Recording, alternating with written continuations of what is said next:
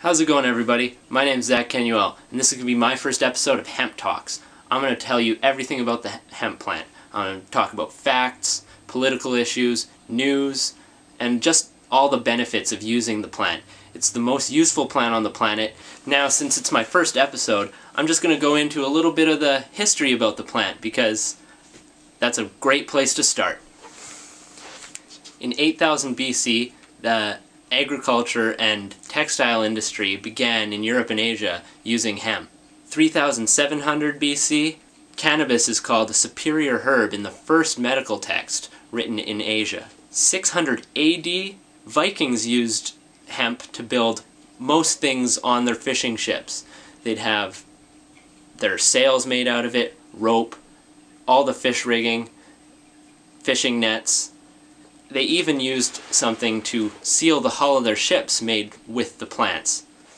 That brings us to 1150 AD, when the first European paper mill was started using hemp. And for the next 700 years, hemp was one of the only things that they made paper from. That gets us to around 1850 AD, when the petrol age was beginning and the toxic process using chlorine and sulfite was developed to make paper from trees.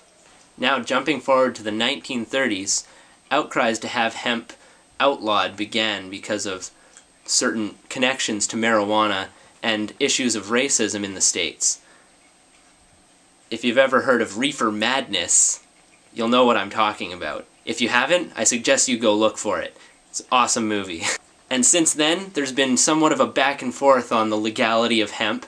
They did make it legal again during the war. They issued a video called Hemp for Victory, and that's just a testament to how even the people who are trying to keep the plant outlawed know that it's very useful.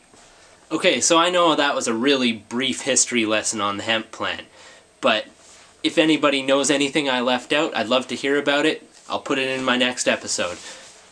Until then, have a good one, everybody.